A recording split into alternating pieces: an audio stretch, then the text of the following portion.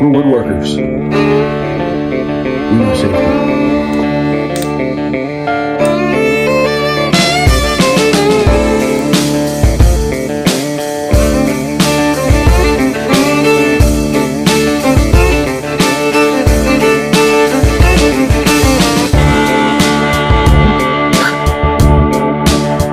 Hey, good morning, everybody. Today I'm out in the wood shop and I thought I'd share with you how I will bond, splice, merge, put wood together to almost feel like it's all one piece instead of like 2 or 3 pieces. So there's a couple tricks you can do with that. Now this piece of wood right here, I have it clamped. There's 2 pieces here and I use the peg method.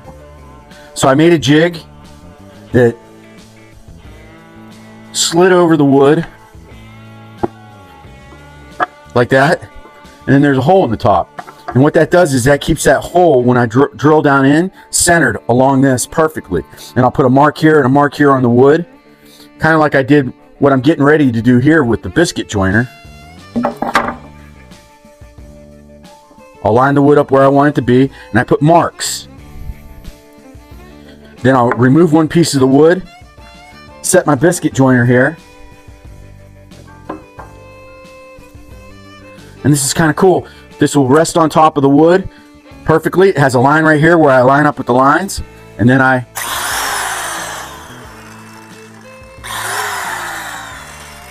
just do that, and it'll send a saw blade out in the shape of what ends up being like a football.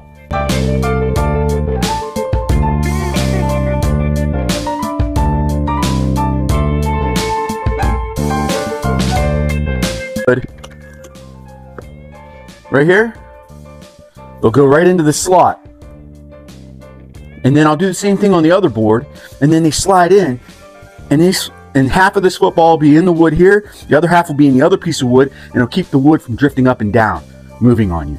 And then you can sand it and you can get it really smooth. Maybe put some wood putty in there, whatever you want. I'll show you that in a minute.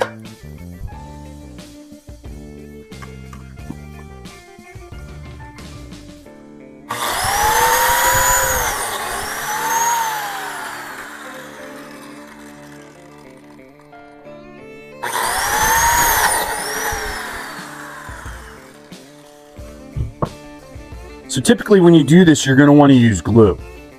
When you put the footballs in the wood, you're going to want to glue it so that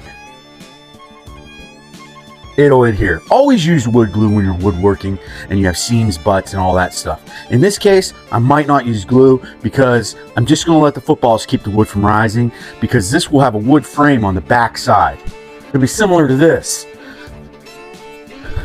In here is where all the lighting components, because these are going to be wood bases for lights, all the lighting components, the voltage regulators, the whatever you want to call it, the back side of the recessed lights, they are all housed in this framing. This framing will also glue, nail, and maybe screws to the back side of this wood, which will also help in aiding the structure to stay together. So I might not use glue because it's cold in the shop. Glue and cold don't mix, and it's not super necessary right now. But I'm going to do the other board. So the customer wanted a wide light base, up to 18 inches or more. This is going to be almost 20 inches. And to achieve live edge timber wood at that width, it's kind of difficult to come across the wood for that. So in this case, I talked to the customer. I said, hey, I can achieve that with 3-4 boards and it'll almost be seamless, but I have to do that. And they were like, okay with it. So let me drill these, not drill, but biscuit these 4 other slots.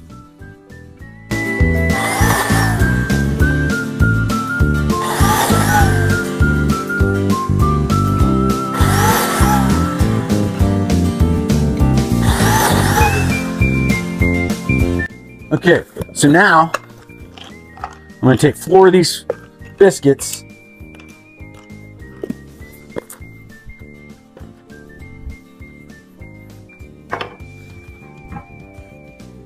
See how they have slots now?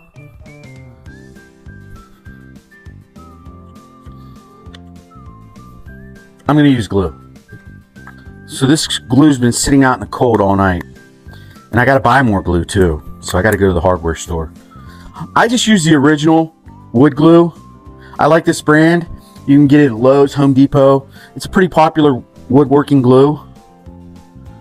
So I'm gonna put 4 squeezes down in here. And I'm not gonna glue, typically you would glue along here as well, but I'm just not gonna do that. I think it's gonna make too much of a mess for this project right now at this stage.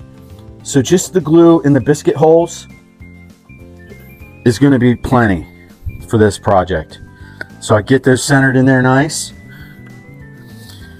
Thought I was gonna have to tap them in, but they're going right in. So you can use different size biscuits, and you have settings on your biscuit tool that can allow you to use different size footballs. It'll go different depths, all that kind of stuff. So there's that. This is going to go into this. So what I'm going to do is I'm going to disconnect these clamps. There isn't a need for the clamps any longer. Now I'm going to put dabs of glue in these slots to receive the other piece. Now, this wood's a little warped and it's not perfect, so this is going to help in that sense too. Straighten out the wood. It's cold and I'm running out of glue.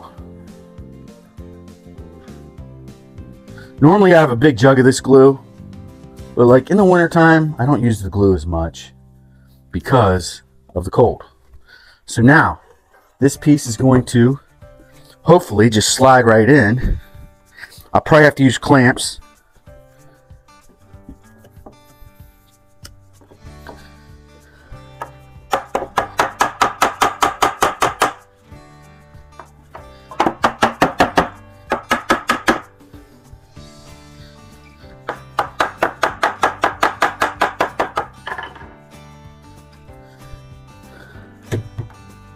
So every woodworker should probably have a nice inventory of wood clamps.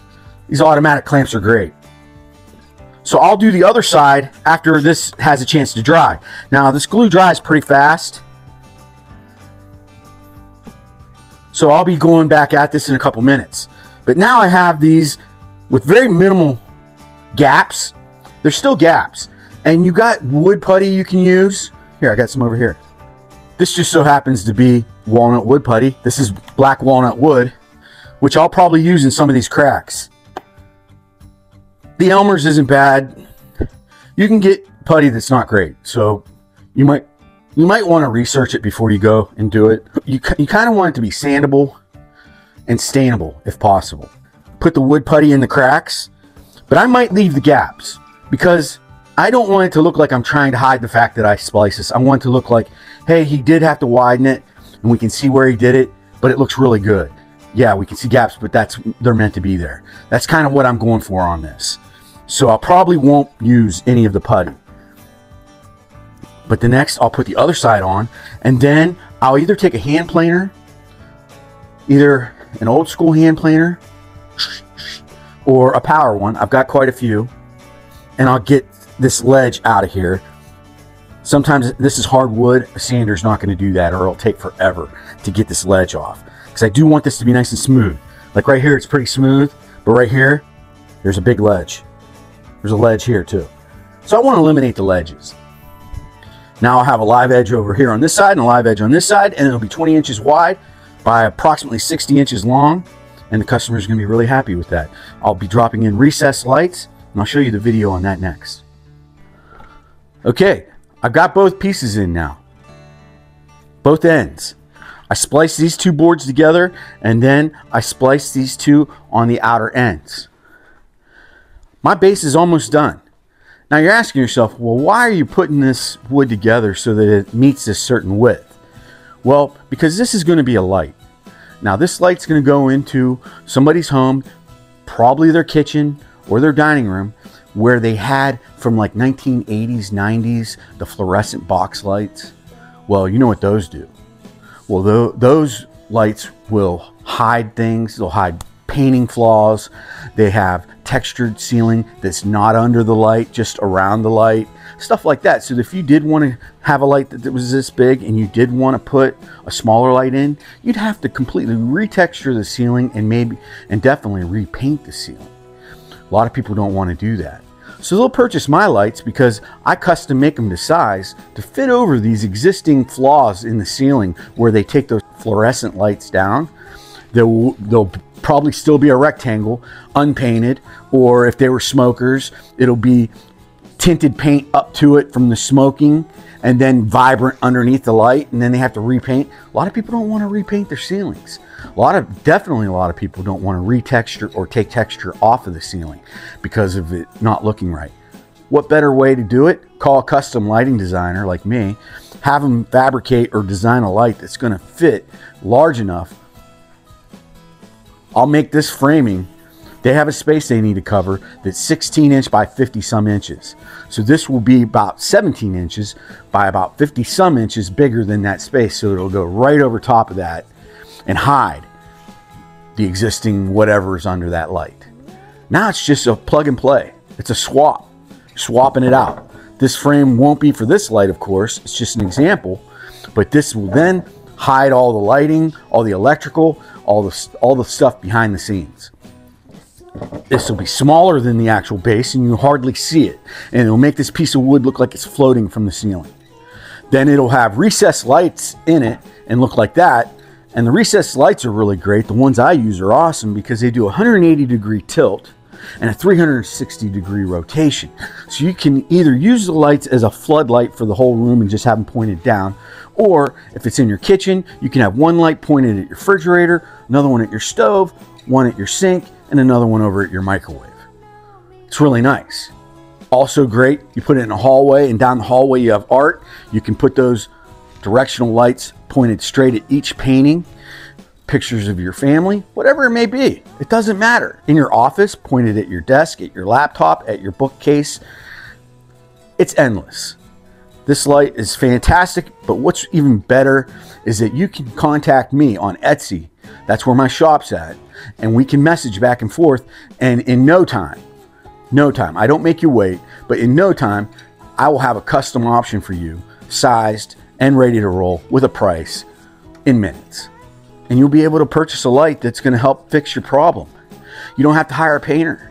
You don't have to hire an electrician, because this light's going to have 3 wires. That's it. 3 wires, 2 bolts, and a bracket. The bracket's going to attach to your ceiling. I supply hollow wall anchors or screws to go into studs. These lights aren't really that heavy. This is going to be a big light, and it won't weigh more than 30 pounds. Those are meant to hold a lot of weight, those hollow wall anchors. So I supply all the hardware. You'll attach the bracket across your electrical in the direction that you want the light to cover up the space that you want covered up. Probably need 2 people for a big light like this. I recommend having a guy holding the light up underneath, and then a guy from the top side wiring it up real quick, and then there'll be 2 bolts hanging off the bracket. This guy will then lift it up even further. That guy will help him slide it over those bolts, and then that guy will have 2 nuts. 1 nut here, 1 nut there. Your light's hung. That's all it takes. Handyman. Get a handyman to help you. Help the handyman. I suggest that, because electricians, this is just simple electric. There is no need for an electrician to come in and figure out a circuit board. He's just going to wire up 3 wires, and they're all color coded, black, white, and green, or clear copper for the ground. If you have a custom lighting need, contact me. I'm Rich with The Woods Edge Company.